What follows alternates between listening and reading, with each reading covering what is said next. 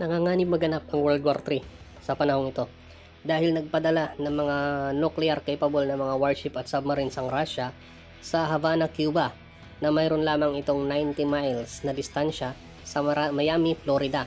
So, ito ang naging ganti ng Russia matapos aprubahan ng Biden administration ang paggamit or i-authorize ng Biden administration ang paggamit ng kanilang mga armas ng Amerika na paggamit ng Ukraine para atakihin ang mga target sa kaloob-looban ng Russia.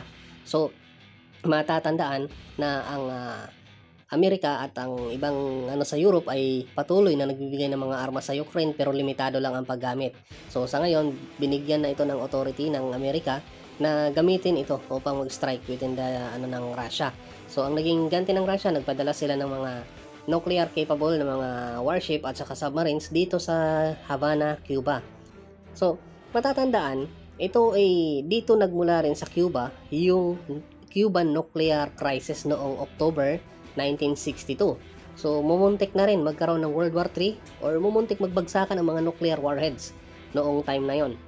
Kasi, nandyan din nagpapwesto yung Cuba, pinapwesto niya yung mga nuclear tip ng Russia para maging protection against America.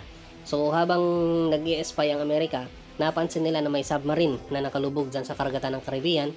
Ang ginawa, nagpapunta sila ng barko ng warship ang Amerika at binagsakan ng mga warning shots ang submarine ng Russia. Pero ang hindi nila alam na ang submarine ng Russia noon ay may karga na nuclear warhead sa loob.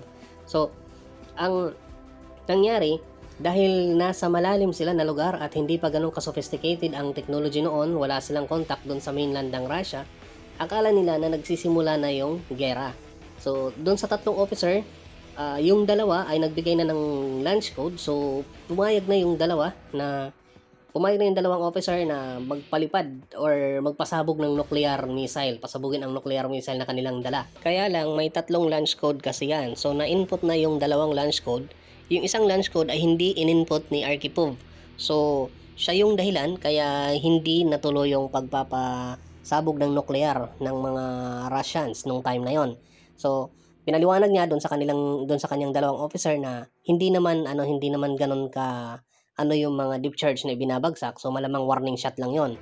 So, napapayag niya naman yung kanyang mga kasamahan at sila ay nag-surface. So, umibabaw na lang sila at hindi na sila tapos umuwi na siya sa kanilang mainland. So kalaunan, inamin ng Russian officers sa Amerika, inamin nila na may dala silang nuclear nung time na yon. So ano na lang kung nagkataon. So ayan, abangan natin kung ano mangyayari dito kasi sa ngayon ang bansang Russia ang may pinakamaraming nuclear warhead. So nasa 5,000 plus, parehas sila ng Amerika, pero mas marami ang nuclears ng Russia kaysa sa nuclear ng Amerika. Pero parehas sila lalagpas ng tigpa 5,000. So paano na lang kung sakaling paliparin nila lahat yon? Saan kaya pupunta yon? Saan tayo pupunta?